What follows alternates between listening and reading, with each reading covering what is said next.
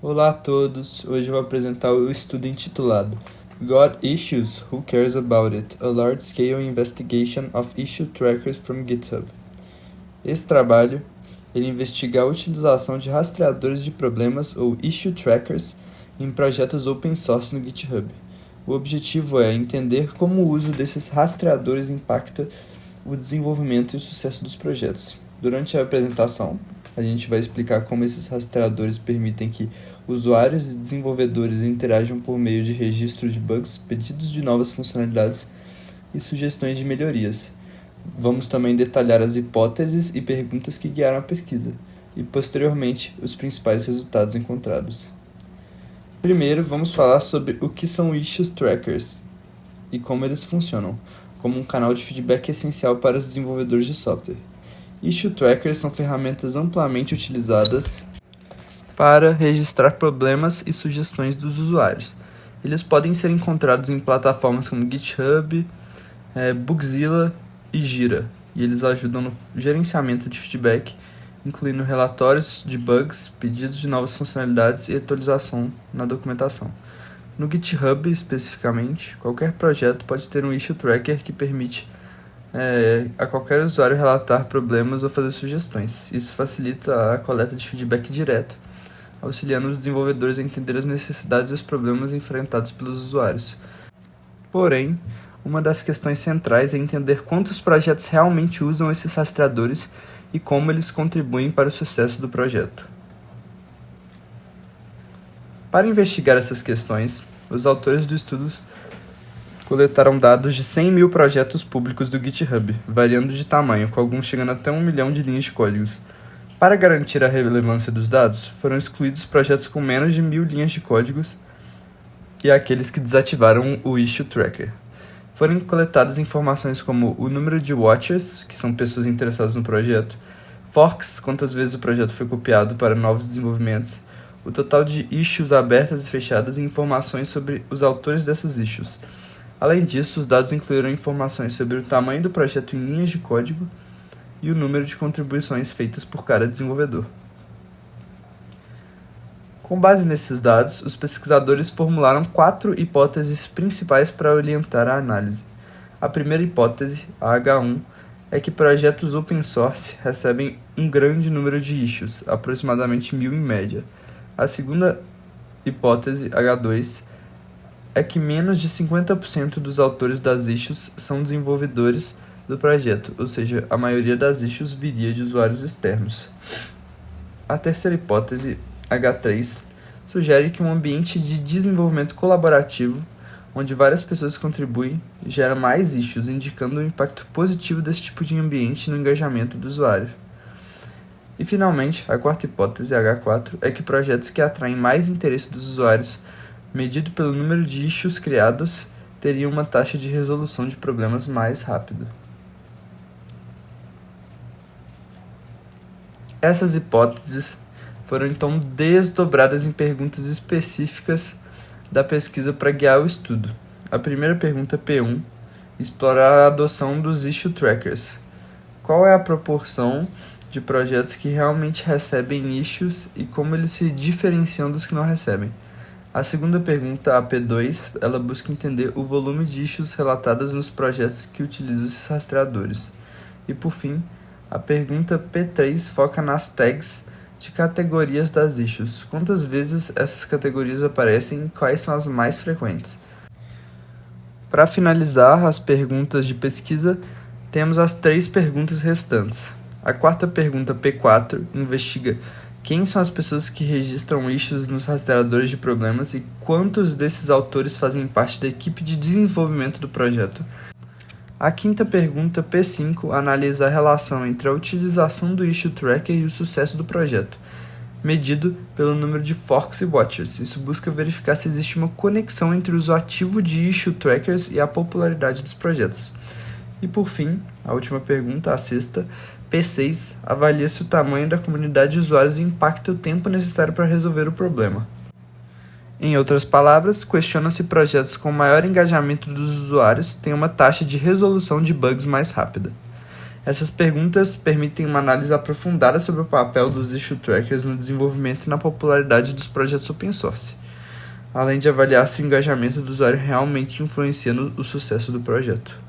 Para responder à primeira pergunta, o artigo faz uma análise estatística da adoção de issue trackers entre os projetos. Para começar, os projetos foram divididos em 3 categorias: os com issues desabilitados pelo criador, que são 3,8%, os que já tiveram alguma issue criada, que são 30%, e os que nunca tiveram nenhuma issue, 66%. Os projetos com issues desabilitados geralmente são os que têm um issue tracker externo ao GitHub ou os que usam o GitHub simplesmente para armazenamento e dessa forma foram descartados do resto do estudo. Os outros projetos, então, tiveram várias métricas analisadas em função da presença ou não de alguma issue. De forma geral, essa análise confirmou a expectativa do autor de que projetos mais estabelecidos, por assim dizer, tenham mais chances de ter uma issue reportada. A idade do projeto, tamanho do código, número de desenvolvedores e número de seguidores do criador, todos tiveram uma correlação positiva com a presença de issues, estatisticamente significante em todos os casos. Na segunda pergunta, o estudo considera só os projetos com issues para fazer uma análise quantitativa. As métricas estudadas são o número total de issues e o número de issues por linha de código. As duas têm uma distribuição exponencial concentrada em valores pequenos, o que diz que a maioria dos projetos tem poucas issues, mas existem alguns poucos com números bem grandes. Foi encontrada também nessa análise uma correlação moderada entre linhas de código e número de issues. A terceira pergunta analisa as issues por categoria, aproveitando o recurso do GitHub que permite atribuir tags às issues criadas. Menos de 30% são categorizadas, mas as que são se agrupam em dois tipos principais identificados pelo estudo: bug e feature, com números bem parecidos entre eles. Como as tags não são padronizadas, o estudo usou uma metodologia semi-automática baseada em similaridade de strings para identificar em que grupo cada issue se encaixava.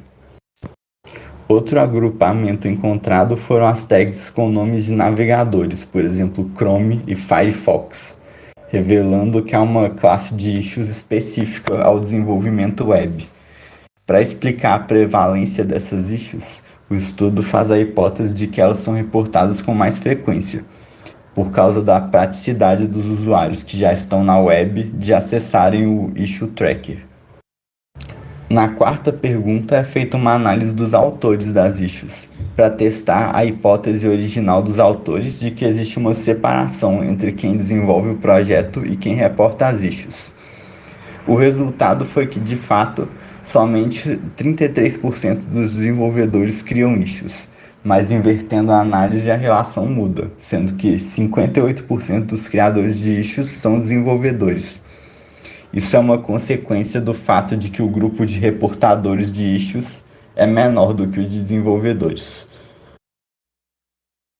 Na pergunta de número 5, que tenta relacionar o sucesso, ou a popularidade de um projeto com a quantidade de issues reportadas nesse projeto, lembrando aqui que as métricas usadas para medir a popularidade de um projeto foi a quantidade de watchers desse projeto no GitHub e a quantidade de forks do repositório também no GitHub, a gente tem um resultado de alta correlação entre essas variáveis que leva os autores a concluírem que o ambiente de programação distribuída tem um impacto positivo forte na quantidade de feedback gerado para um projeto.